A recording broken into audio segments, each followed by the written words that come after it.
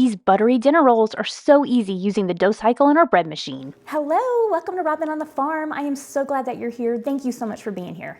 Today I have a really great recipe to share with you, and I am super excited to share it with you because I know you're gonna love it. And some of you have been asking about this kind of recipe, so I'm excited to give it to you today. Today we're gonna be making buttery dinner rolls, and we're gonna do this by using our bread machine dough cycle, whipping up the dough, getting it all ready, and then taking them out and baking them in the oven in our cast iron skillet. I'm gonna use a 12-inch cast iron skillet. You can also use like a 9x13 glass pan if that's what you have, or even a cookie sheet. But I totally recommend cast iron. I think it's just the greatest stuff.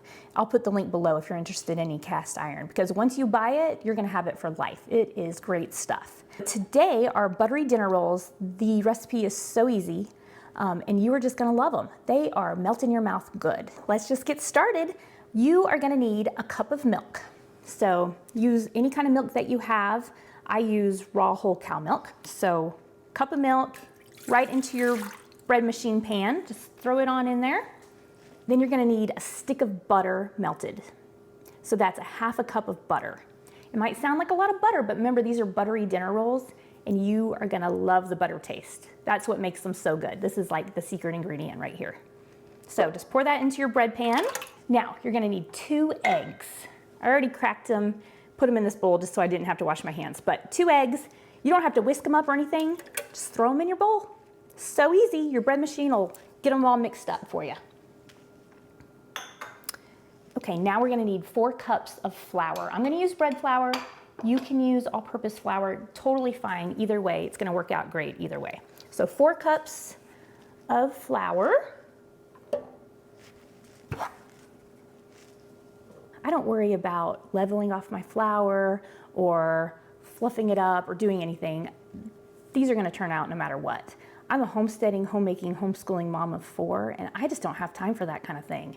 And I've been making bread for a long time. I know it doesn't really matter that much for this kind of thing. So 4 cups of flour, throw them in your bread bowl.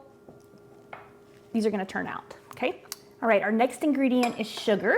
So we're gonna take a 1/4 cup of sugar. You could also use honey if you want. So a 1/4 cup of sugar, just throw it on in there. Next, we need 1½ teaspoons of salt. Just throw that right in there on top, 1½ teaspoons.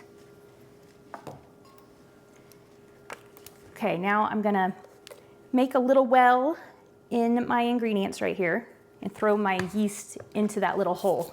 So just keep the yeast from interacting. I've said this before, I don't think it really matters that much, but that's how I learned to make bread. So I'm just gonna throw it in there like that. So 2 teaspoons of yeast in that little well, okay? This is my active dry yeast. This Red Star brand is my favorite brand. I've been using it for years, so I'm just gonna stick with what works, and I know that that works really great. All of our ingredients are in the bread pan now, and the next step is to put it in the bread maker and select the dough cycle and let it do the work for you. So let me just throw it in here. Okay, go to the dough cycle, press start. There we go. The bread machine dough cycle will take about 1.5 hours. So the bread machine's gonna mix up our ingredients, knead the dough, let it rise, and then at the end of 1.5 hours, it'll be ready for us to get out. So I will show you at that point. Okay, it's been 1.5 hours and it's time to get our dough out of the bread maker. The dough cycle is over. So let's get it out, let's see. Wow, look at that. So this is what you want your dough to look like when the dough cycle is over. So that looks pretty great. It's risen amazingly. It looks amazing. So now we're gonna just turn it out. There we go. Turn it out on your counter. Okay, now you wanna push it out. You wanna push all the air bubbles out. Okay, now that it's like this, I'm gonna shape it into rolls.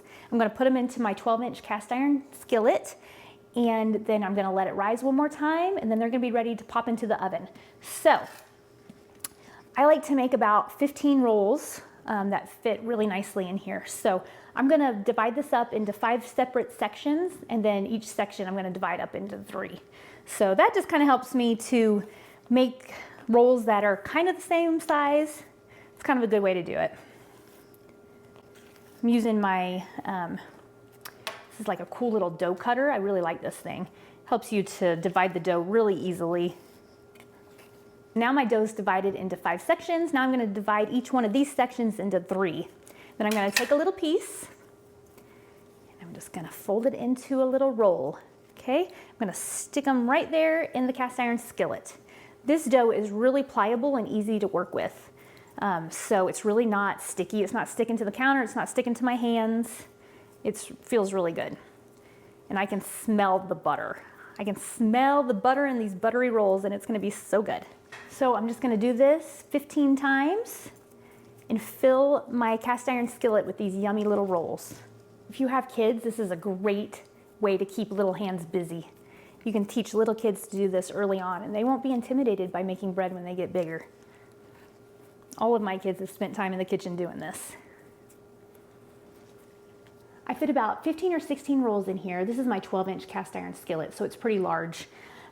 So there's no real science. You just want to line the edge of the skillet and then fill in the middle. And now I'm going to set them on the counter. I'm going to cover them up with some plastic wrap so that they don't dry out. And I'm going to let them rise for about 45 minutes to an hour. And then I will show you what they look like at that point. These rolls have been rising for about 45 minutes. Look how good these look. These buttery dinner rolls are going to be good. So this has just been sitting out on my counter. I put some plastic wrap on it. I did spray the plastic wrap with some vegetable spray so that now when I'm going to pull off the plastic wrap, see, it didn't stick to my rolls. If you don't spray your plastic wrap and your rolls reach the top of it, sometimes when you pull it off, it can cause your rolls to stick to it and then they can collapse. So that's really bad. So spray your plastic wrap if you use it. So look how great they look. They look good. I've preheated my oven to 375 degrees and I'm gonna stick these in there for 20 minutes. Now, after 15 minutes though, I'm gonna come in and I'm gonna cover these with aluminum foil. And that'll just keep them from getting too brown on top, but they're gonna need that extra 5 minutes to totally cook inside. If you take them out, even though they might look like they're done, if you take them out a little too early, they're gonna be doughy inside, and that is gross. So they look great so far. I'm gonna stick them in for 15 minutes at 375, cover them with tin foil, and then let them cook for 5 more minutes, and then they will be ready, and they are gonna get devoured today. I am so excited for these. Aren't they beautiful? They smell really good too. Okay, the rolls have been baking for 15 minutes. It's time to get them out and cover them with tin foil. Don't those look good? Now, it might look like they're ready, but they're not ready yet. Because if you would get them out now, then they would be doughy in the middle. So we're gonna cover them with tin foil. And this will keep them from getting too brown. Okay, I'm just gonna stick them back in for 5 more minutes. Okay, our buttery dinner rolls are ready. Time to get them out of the oven. Our buttery dinner rolls are ready. Look at those. Those look so good. I mean, they rose really well. They have a beautiful golden color. I mean, they just look so good. And don't they look pretty in the cast iron? I think the cast iron just really bumps it all up a notch. I love the kind of rustic presentation that it makes. And they just cook so well in the cast iron too. The inside is so soft and yummy. It's just, I can't get over how good these rolls are. These are my daughter Emmeline's favorite rolls, and she is going to be happy to see that they're on the counter today. They're so good. Thank you for being here on Robyn on the Farm. Thanks for making these with me. I sure hope that you give this recipe a try. They are so easy because you just put them in your bread machine and let the dough cycle do most of the work for you. The hardest thing is dividing them up and putting them in your cast iron skillet. But that's totally simple. It is totally worth it to get to enjoy these rolls when you're all done. I'll post the recipe for these buttery dinner rolls down in the description.